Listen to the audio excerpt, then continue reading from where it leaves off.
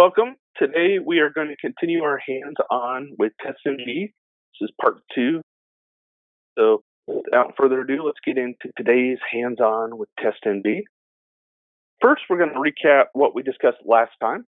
So first, we discussed what TestNG is. It's a testing framework that lets you get your hands into building more unit-type tests with more features and more functionality other than writing straight-up unit tests. You now can actually get into functional testing, end-to-end testing, systems testing, and things of that nature. Other things we looked at is we did a full hands-on walkthrough of where to get the tools, how to set up your operating system environment. We looked at all the basic annotations, how we can actually find things before the test suite, before each test method. We also looked at the execution procedural order of these annotations. So we looked at the order of operations. We also looked at how to execute these tests. We looked at building our own test suite and actually not just doing the test suites in actual code, but actually building the test suites using the XML that the configurations that the framework now gives us.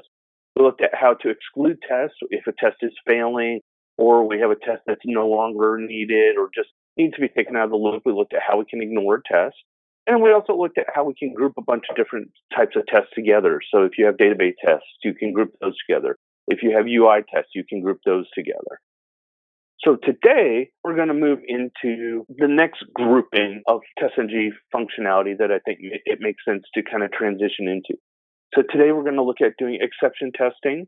We're going to look at using dependency testing, parameterized testing, and running JUnit.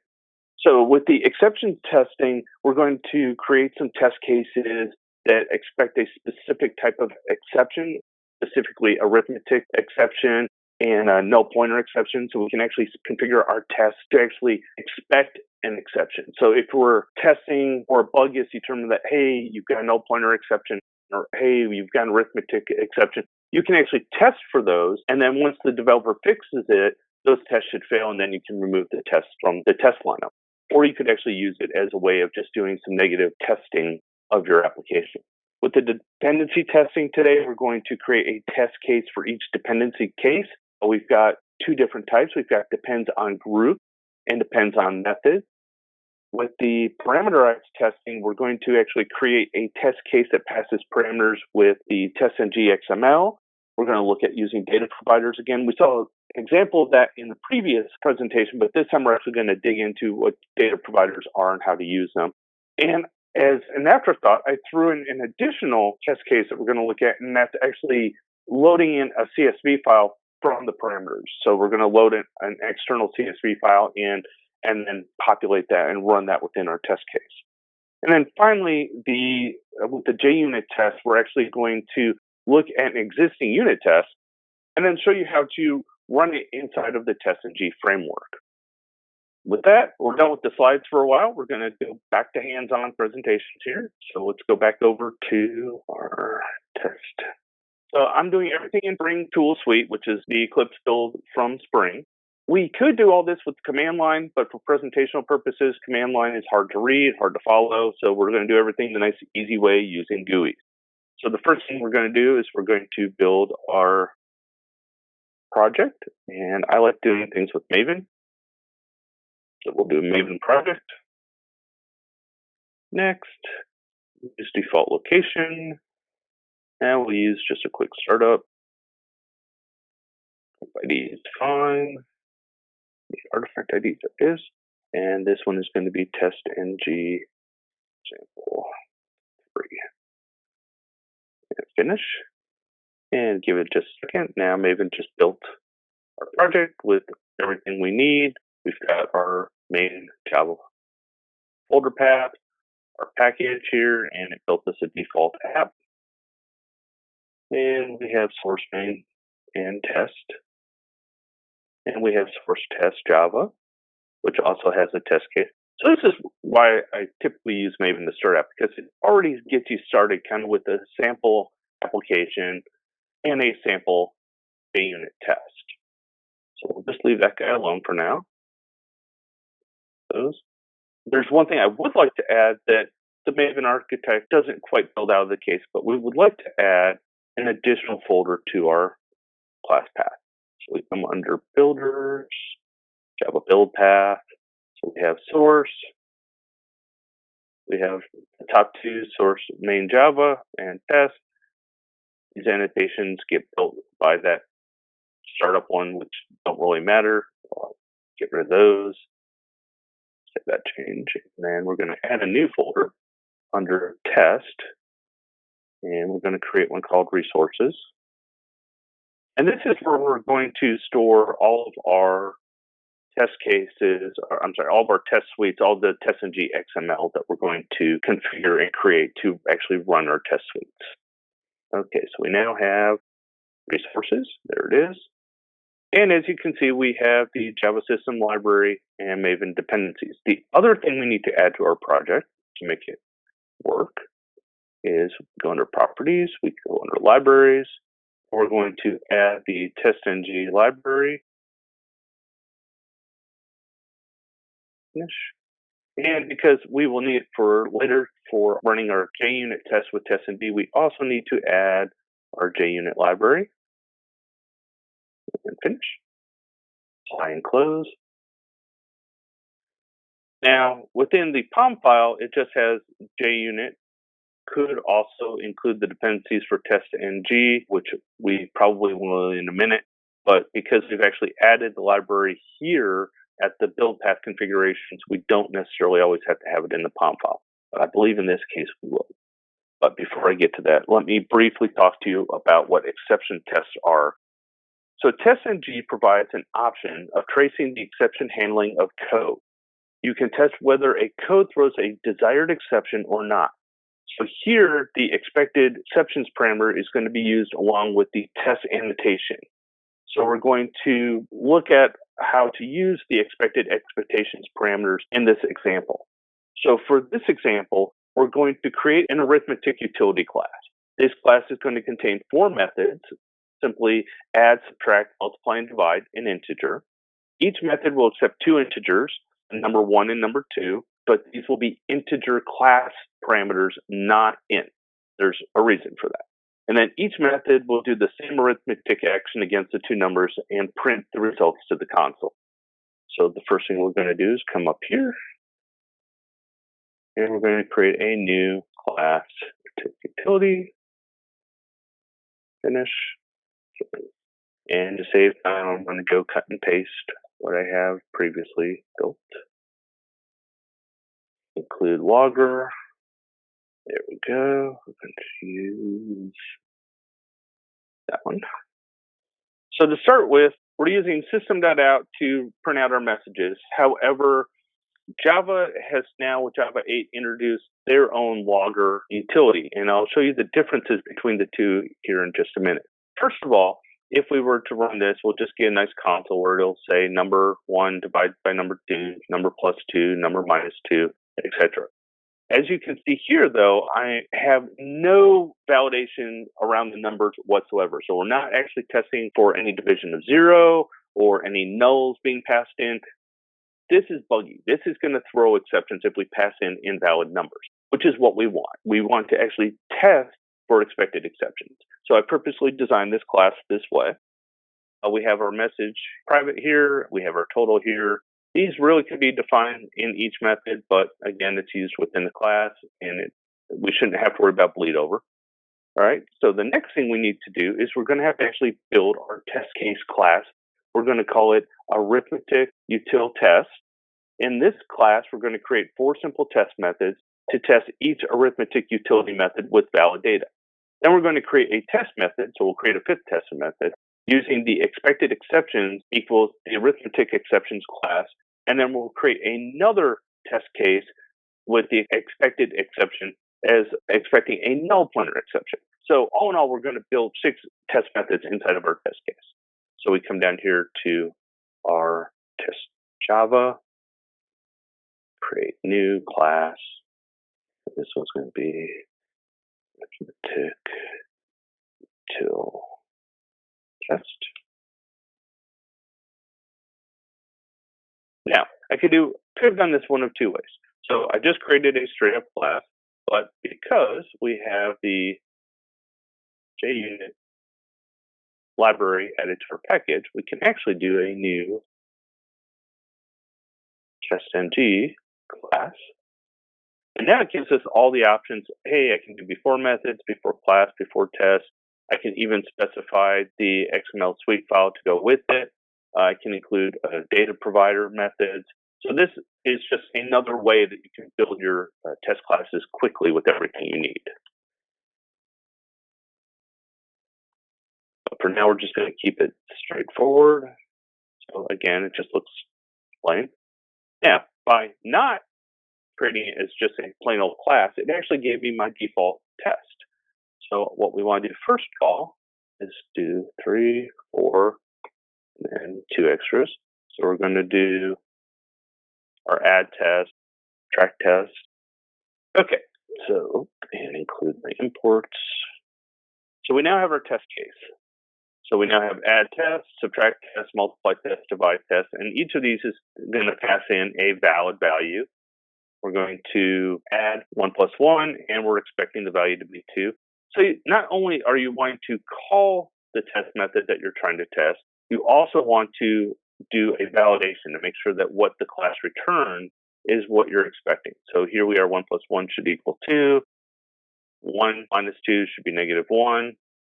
1 multiplied by 3 is 3. 4 divided by 2 should be 2. So all these should pass. So let me comment out this block here. Okay, so we've taken out the exceptions for right now. So let's just see what this guy does. So we'll click here, run as, TestNG. So as we talked about in our last lesson, we get this nice TestNG report here. It shows us all the tests, what methods were run, any tests that failed, the summary, how long the test took to run. Like that view, so we'll stack that.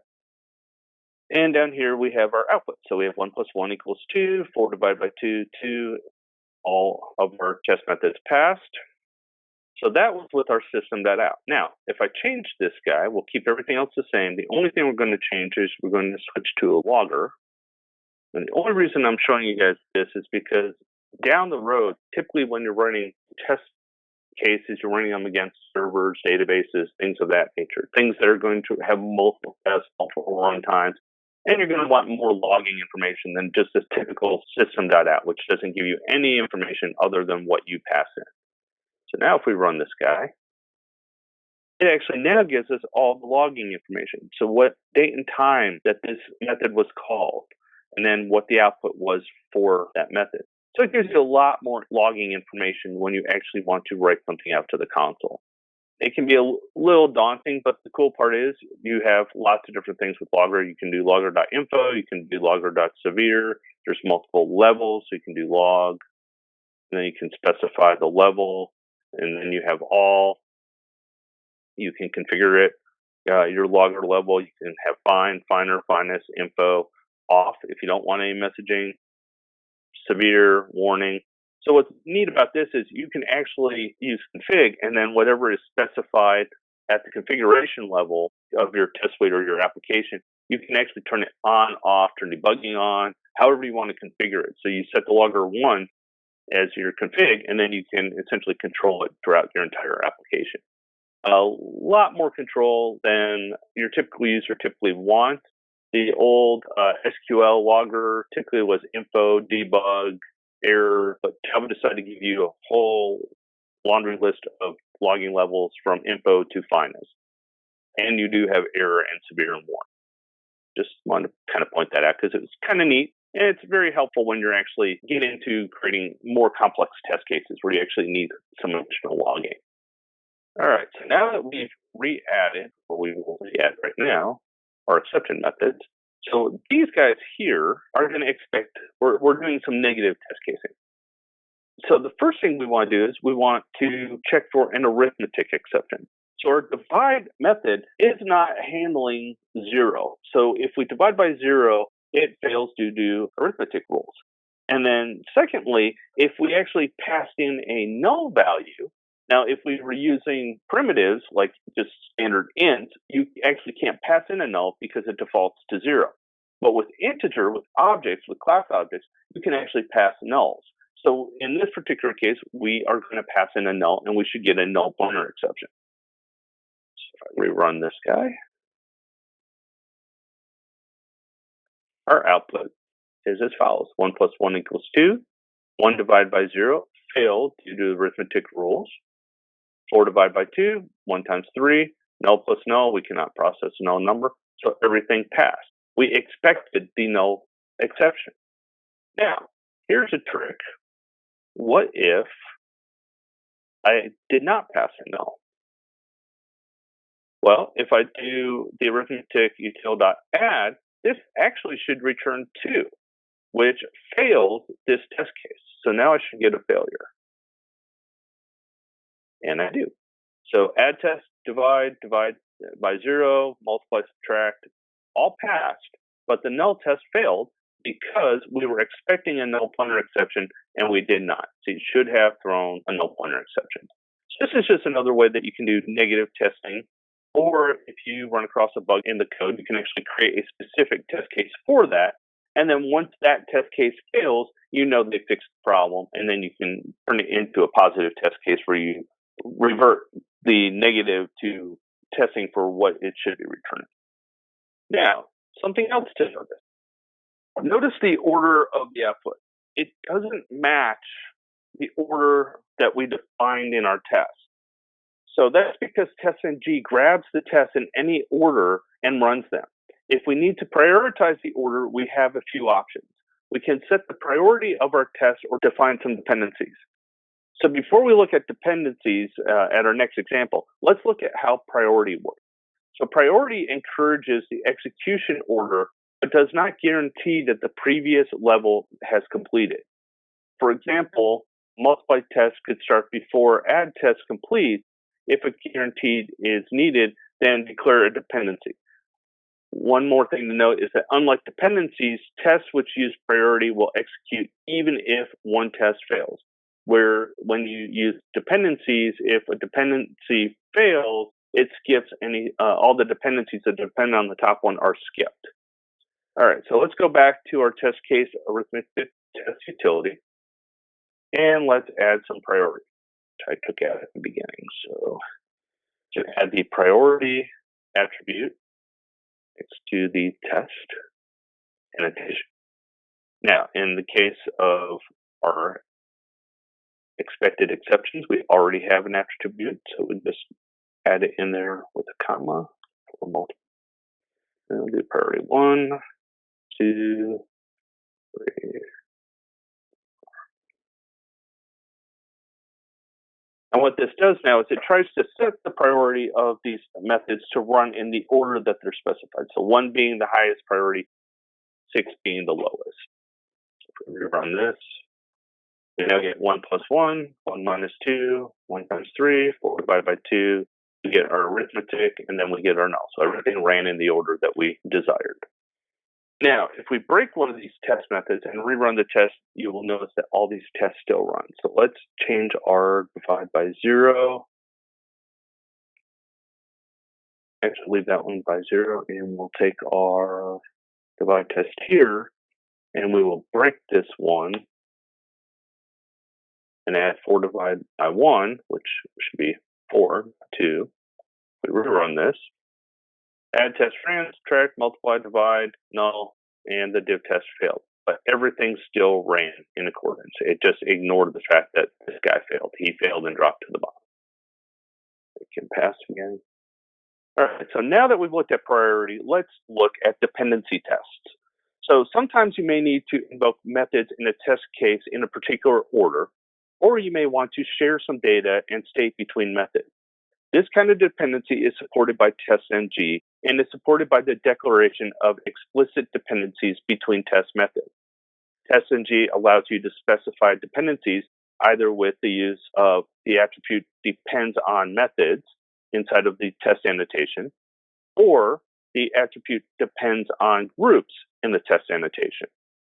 So in this next example, we're going to reuse our arithmetic utility class.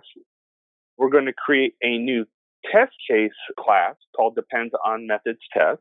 When creating the new TestNG class, we're going to include the before and after method annotations. We're also going to add methods for adding test, divide test, test process real numbers, test process even numbers. We're also going to add attributes depends on equals add test to the test annotations of our test process real numbers method. And we're going to add attributes depends on method equals divide test to our test annotation of our test process even numbers.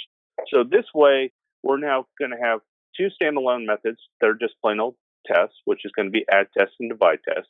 And then we're going to create two additional test methods, one that depends on add test and one that depends on divide test. So we're going to go back over here and we're going to create a new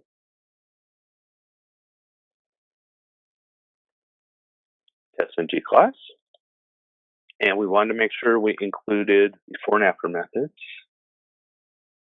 Before method, after method. And this one's going to be depends on methods test.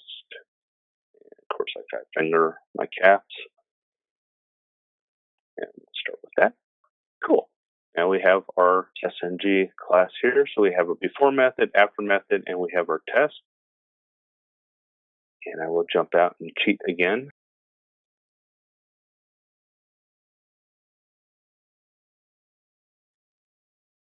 There we go.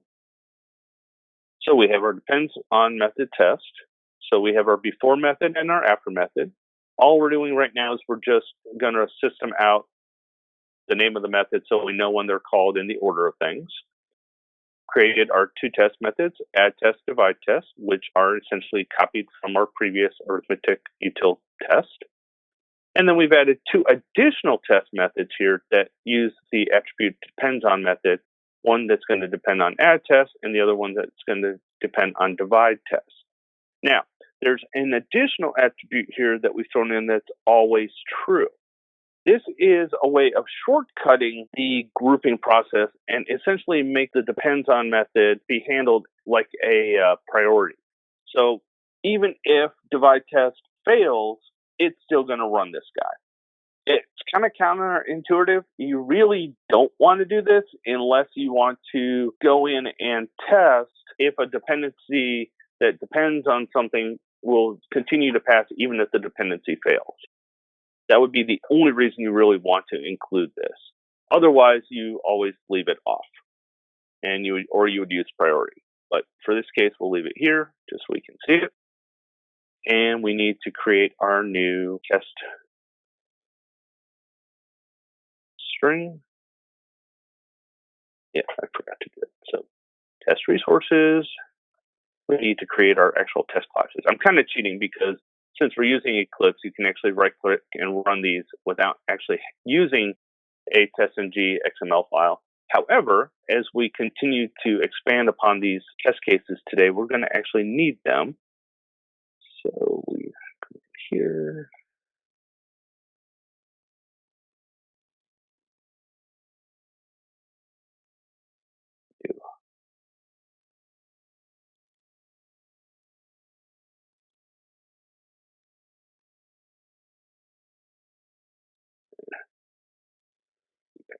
There it is. New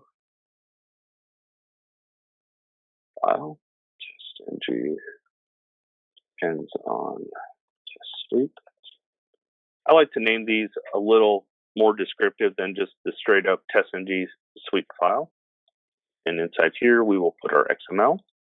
So from our previous discussion last time, we talked about how you can run or set the attributes inside of the suite to run your tests as parallel, specify your actual test suite name for reporting, your verbose level 1 being the lowest, 10 being the highest.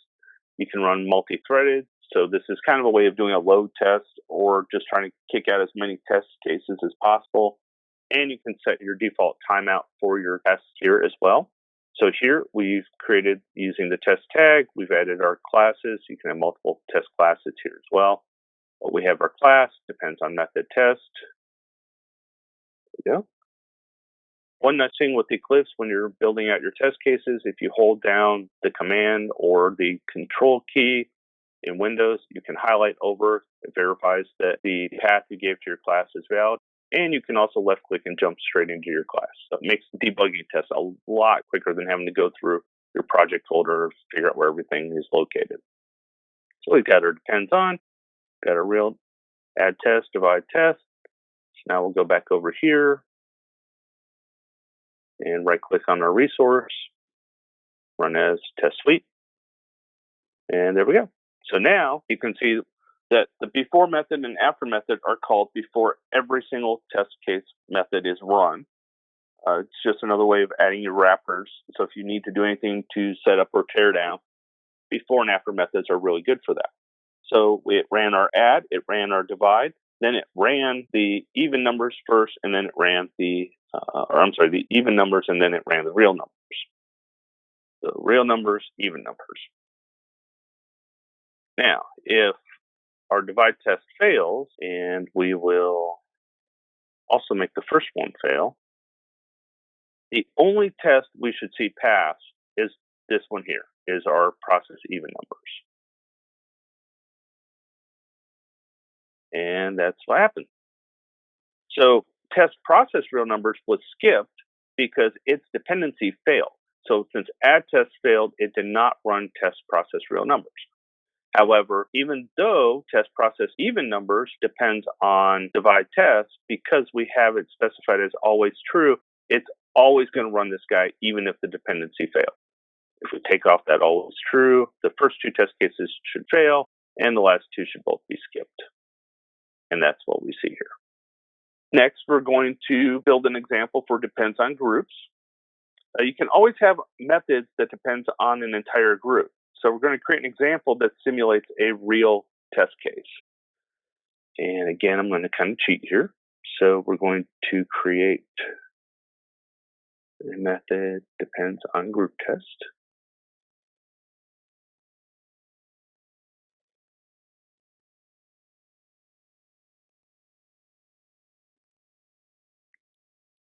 Plus.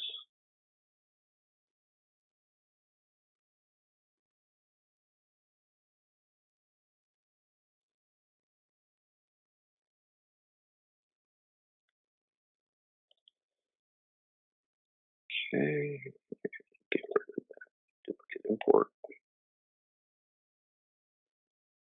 Okay, so in the depends on groups test, I've also included the before group and after group tag. I've done this for an attribute named security. You can also specify the attribute name as value. So here we have value UI. So here's a before and after groups for specific grouping. So we have security, we have database, and we have UI.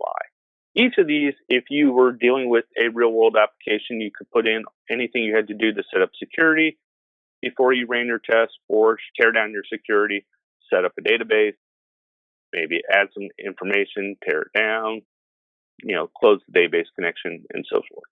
Down here, UI. So if you need to build or tear down the UI. Now, down here in our test methods, we've created test methods that kind of suit a real world environment. So we have test insert for a database. We have test update, test delete. We have security for accessing a home page, accessing an admin page. We also have GUI tests for open confirmation dialog, open file dialog, a UI group dependency test. So this group here is all of our test methods defined by specific groups, database, security, UI. And then down here, we have all of our depends on. So again, we have depends on UI. So this guy should run after all the UI tests run. This guy here should run after all of the security and database test methods run. And this guy here, security database, should always run even if one of our previous methods fails. Now, here's a gotcha. Inside of one of our tests, I'm throwing a runtime exception. So I'm making security fail, which should make this guy fail or not run. So let's go create our test suite for this guy. So we'll do new, file, TestNG depends on group test suite.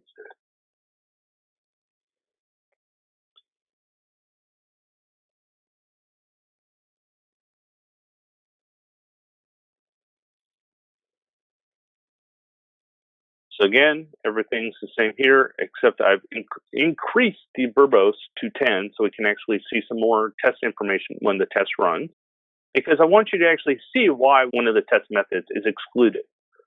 All right, so now I want to run this guy. So if we look, we get setup security, access admin page, access home page, tear down security, setup UI, open confirmation dialog, open file dialog, tear down UI, setup database, test delete, test insert, test update, tear down database, and then background group dependency test 2 ran. So we knew this guy would run. This guy ran because he printed out all this information up here and also right there your UI. However, access admin page failed, so therefore the background group dependency test did not run. That's why we did not see that printed out, because it depends on the security and database groups to pass. And since the access admin page failed, this test method is skipped. But because we have always true, because we don't care about the admin page, background group dependency test 2 passed. So just a reminder, so if a method depends upon fails and you have a hard dependency on it, always run equals false, which is the default, which is why we don't always have to put always runs equals false. The method that depends on it are not marked as fail, but as skipped. So skip methods will be reported as such in the final report in a color that is neither red nor green in the HTML, which is important since skip methods are not necessarily failures. So if we look up here again, you can see we had 8 pass, 1 failed, 1 skipped. And if we scroll down, there it is in yellow, background group dependency 1 was skipped. Now, reporting, which we're not going to get into a lot again today, but just to show you where it's at, let me refresh the folder. Whoop, no, I don't want that. Refresh. Okay. So if you come down here in your test output file, it actually created a nice HTML report of your test case. And you can see here that it skipped the background group dependency 1, access admin page failed. You can click on it and there's your exception, which is a runtime exception that we forcefully threw. So we had 1 test, we had 3 groups, database, security, UI.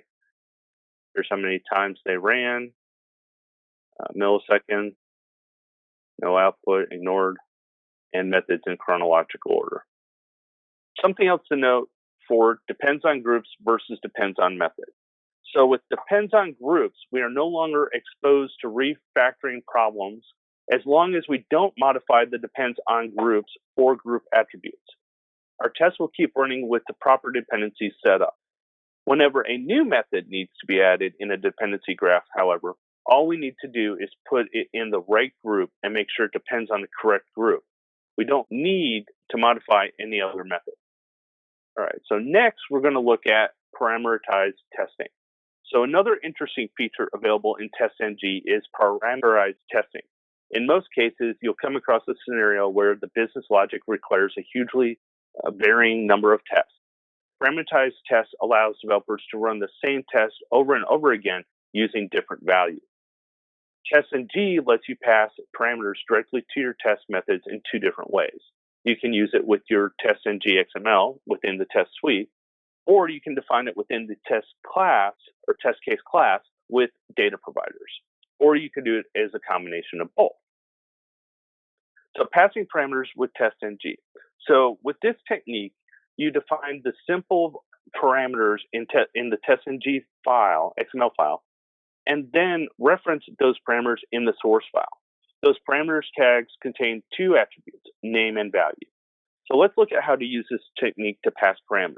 So we're going to create a passing parameters example. So we're going to create a parameterized test class case inside of our test Java. And I apologize. A lot of this gets to be tongue twisting when you're trying to run through this. All right, and this one is going to be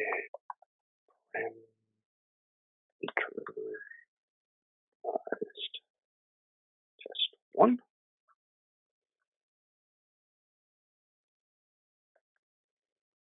All right, so then inside this test case class, we want to add test methods, a parameter test to the test class. This method will take a string as an input parameter. We're also going to add the annotation at parameters with the test parameter in quotes to this method. This parameter would be passed a value from the TestNG test suite. We're also going to create a parameterized test suite XML and pass in the parameters. So we're going to cheat again and go get the code. Take a look at this. So first, we define our test method by using the annotation test. And then we also say that, hey, this test method requires a parameter. It's going to be called test parameter. And then inside the test method declaration, you're actually going to create a string test parameter. And then for our simple example here, we're just going to print out whatever we pass in. Now you can also pass in multiple parameters, just create an array of them inside the array and so on. But you have to also declare those same parameters inside of the method declaration. So for as many parameters you have here, you must have them also declared here. But when you're just doing one, you don't need the array, you don't need the squiggles. So we got that. Oops, unique quotes though. Okay, so we now have our test case defined. We now need to create another dependency or another test suite.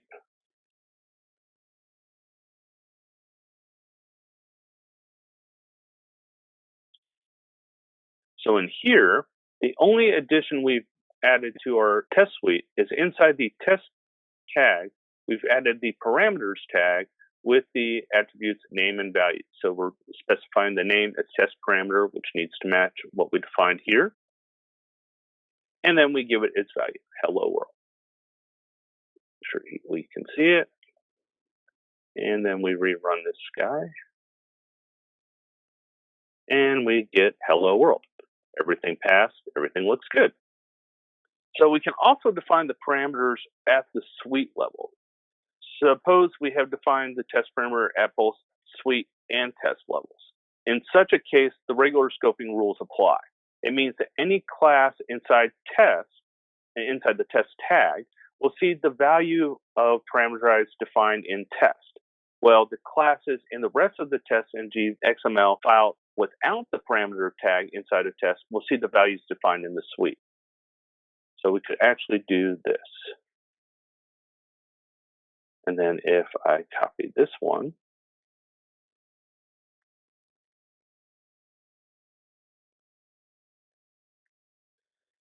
test 1 will spit out hello world, but test 2 will spit out hello world 2.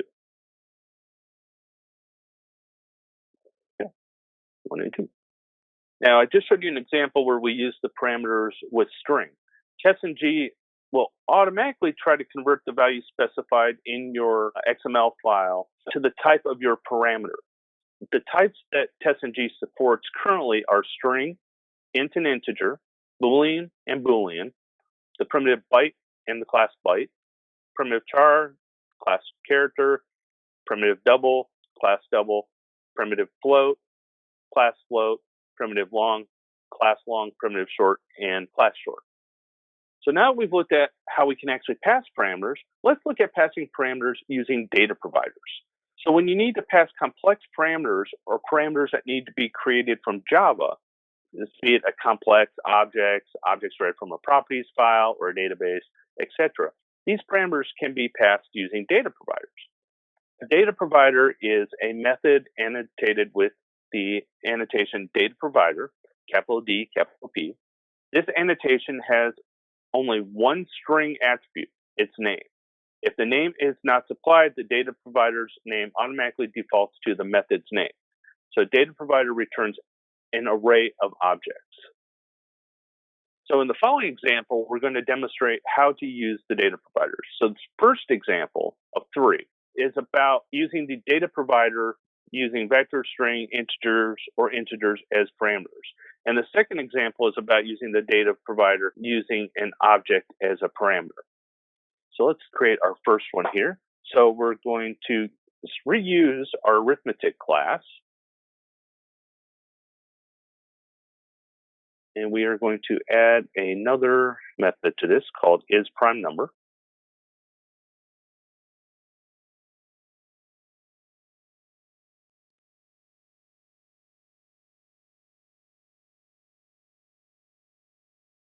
Comment this here. I think compiled. Doesn't look something. Nope, it did. Okay, good. All right, so this method's functionality will be used to see if a number passed to it is prime. Next, we're going to create a test case class called parameter test with data provider 1. In this test case, we're going to define the method prime numbers, which is defined as a data provider using the annotation. This method returns an array of objects. We're also going to add test method isPrimeNumberTest to test this class. This method takes an integer as boolean, an integer and boolean as input parameters. This method validates if the parameters passed in is a prime number. Finally, we're going to add the annotation data provider equals dataset to our test annotation. The attribute data provider is mapped to our dataset. So come down here, we're going to create a new class again. One.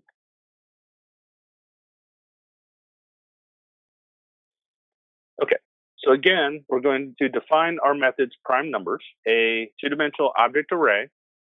We're going to pass in the number, and we're going to give it a Boolean value of true or false if the number is prime. In our arithmetic utility class, our isPrime method takes an integer, prime, and it returns if it's prime, true, or false. In our test, however, down here, also, we've added the data provider annotation here, which declares it as dataset. Now you can leave the name off, but really name is required to make it simple. If you leave this off, the data provider will be the prime numbers here. It'll be the method name. So if I did not declare this, I would have to use prime numbers here. Now, because we have we have 5 sets of numbers here. So this test will actually run 5 times because we have 5 data sets defined. And then we're going to write out the number, what we expect the result to be, and then we're going to assert if the isPrime returns what we're expecting as the result. Okay, we will create our one.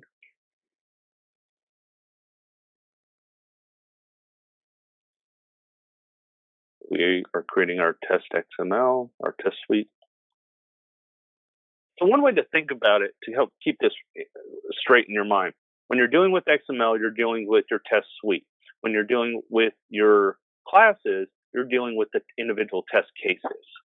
And suites can be made up of multiple test cases. The way I like to think about it is any unit of work can be its own defined test case or use case. And in such, you can reuse those use cases across multiple test suites. If you combine too many tests into a single test case class, however, you run the risk of having to duplicate your test cases in other test case classes. So if you are defining a unit of work, it needs to be in its own standalone test case class so that it can be reused across multiple test suites. All right, so we have our parameter data test 1 here.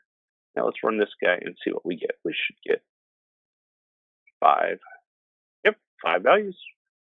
2 is true, 6 is false, 19 is true, true, false. And as you see here, it actually ran the isPrime numbers 5 times. So we actually have the test suite saying, hey, we had 5 passes, but really we only ran 1 test. All right, so now let's look at a second example where instead of actually defining the data object here, or the array, and define and pass a data object. So the first thing we're going to do is we're going to come up here and we're going to create a new data object called person. And it's just a basic Pojo class with a few additional tweaks I add to my Pojos.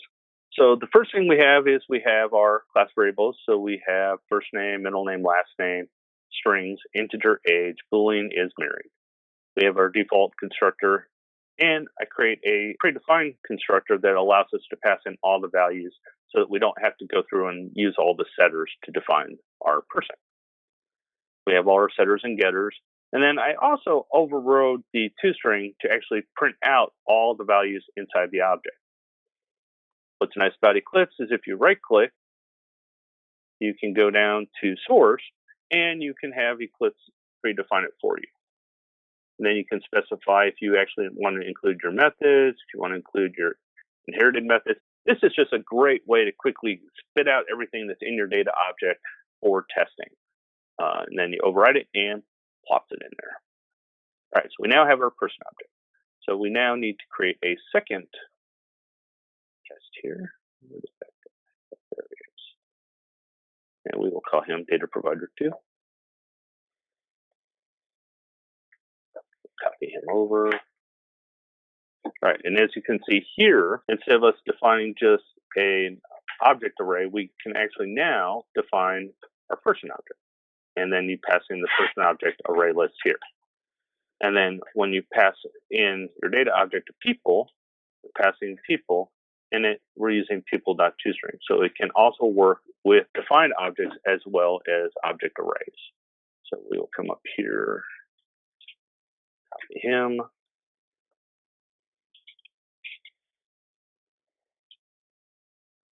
Change this to 2. And run this guy.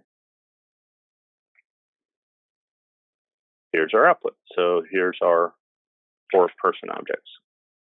And now, since we're still doing okay on time, I'll quickly show you the third example, which makes a little more sense out of things here.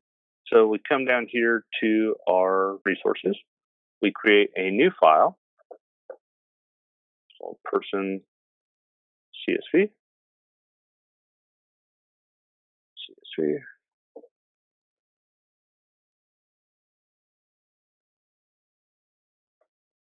And then we take our same values that we have here that we had predefined in our person objects, and we define them as a CSV file. So now we're essentially going to be taking this test case here, and instead of having to hard code all this, we're now going to be able to pass in this information from a CSV file.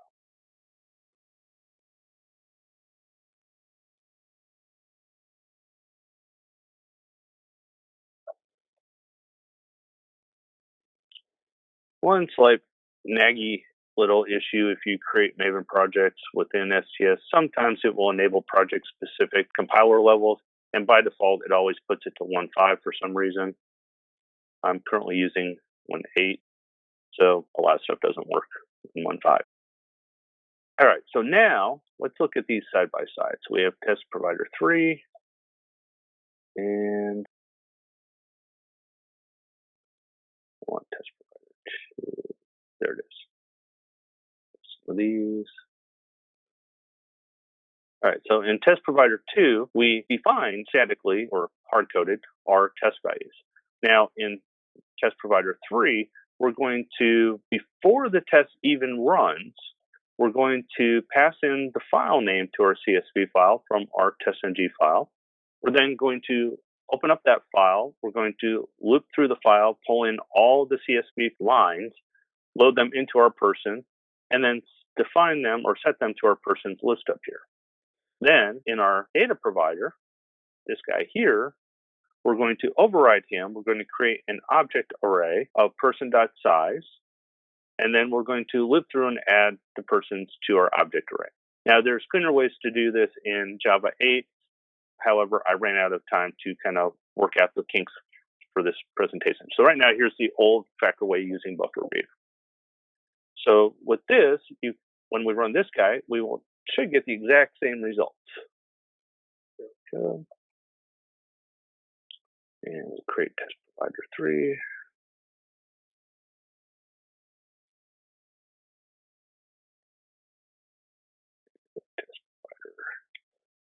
3.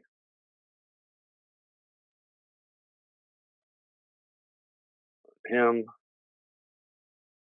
Oh, we got a failure.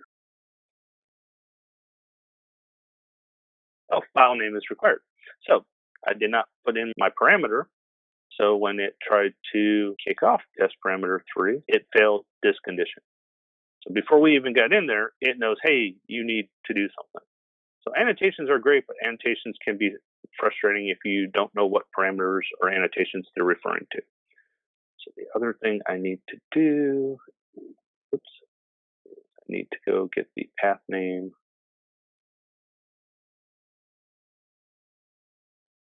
For this guy.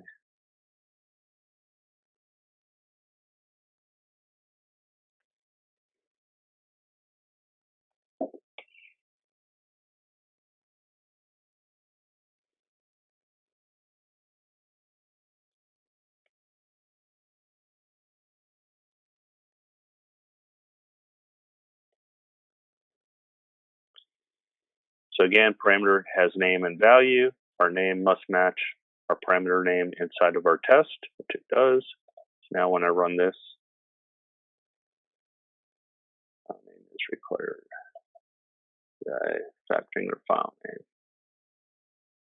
Bear with me. I think I just, aha, same problem. So if you don't run your test suite, you don't pass in the parameter. If you try to cheat and just run the actual test class itself, you're not passing in the parameters. So we'll now run test data provider 3, and there we go. So we have our persons, so it ran our CSV file. So finally, we're going to look at how we can actually run a JUnit test inside of TestNG. So now that we've understood TestNG and its varying tests, you must be worried by now as to how you can refactor your existing JUnit code. Because again, TestNG is not JUnit, it's its own framework built to expand on JUnit. There's no need to worry, as TestNG provides a way to shift from JUnit to TestNG at your own pace.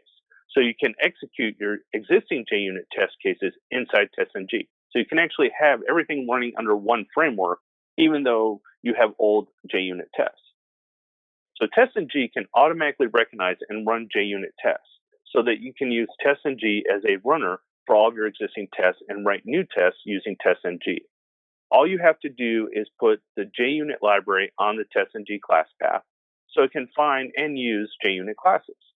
Then you need to change your test runner from JUnit to TestNG in Ant, or in our case in Eclipse, and then run TestNG in mixed mode. This way, you can have all your tests in the same project, even in the same package if you want, and start using TestNG. This approach allows you to convert your existing JUnit test to TestNG incrementally. All right, so we already have a JUnit test class. I'm going to go ahead and create another one. We're just going to call it JUnit test.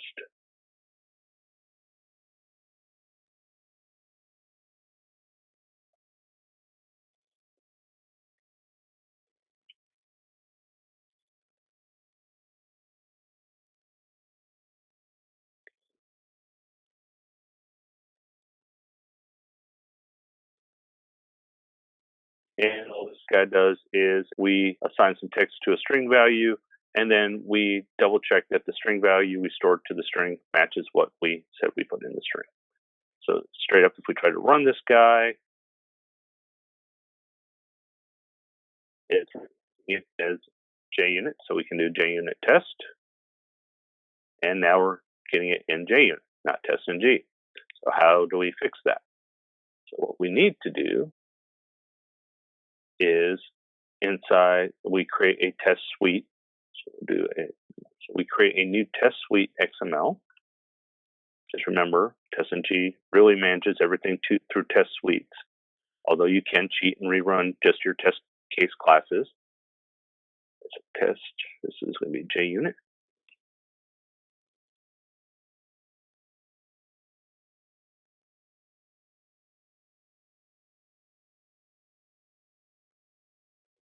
So to make TestNG run this JUnit test case class, all we need to do inside of our suite is for our test, we just need to add the attribute JUnit equals true. It will then recognize that, okay, yes, we're running TestNG, but this is not a TestNG test case class, but a JUnit class. When you run it,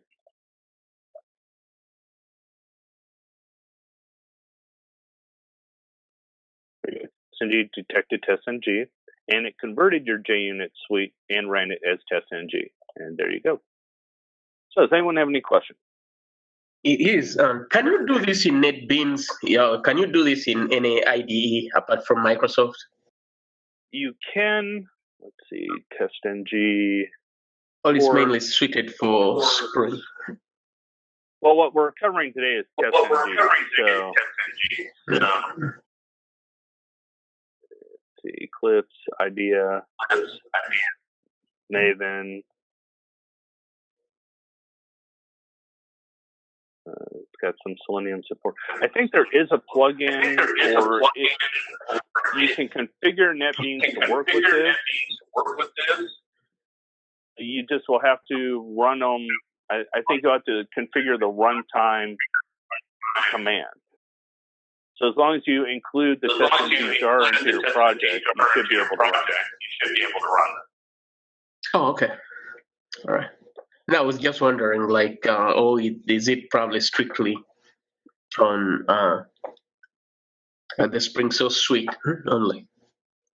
No, like this here, this is TestNG, the IDEA plugin, which I think was designed for NetBeans or other IDEs. Oh, okay. All right, so today we went through another set of features that TestNG provides us. We looked at the exceptions tests, where we created a simple arithmetic utility and looked at how we can test for null pointers, arithmetic exceptions, and really any type of exception that could be thrown in Java. You just have to specify the exception that you're looking for and define a test method for that. We also looked at dependency testing, where we looked at how both the depends on groups and depends on methods worked, and looked at a couple of examples of how to prioritize and order our tests based on dependencies. We also looked at how to parameterize tests. We expanded on the arithmetic example and looked at how we can pass individual parameters into a data set, as well as how we can pass an array of objects using data providers in our same people test. And we also expanded on that and actually showed you how to actually import the data from a CSV file into a data provider.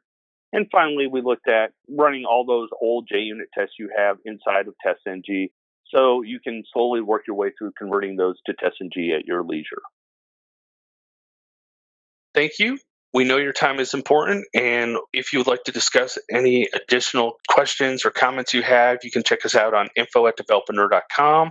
You can check us out on developer.nerd.com/contact us. We're on Twitter @developer.nerd, and we're also on Facebook.com @developer.nerd. Our goal is making every developer better, so please check us out, ask us questions, and check out some of our other videos.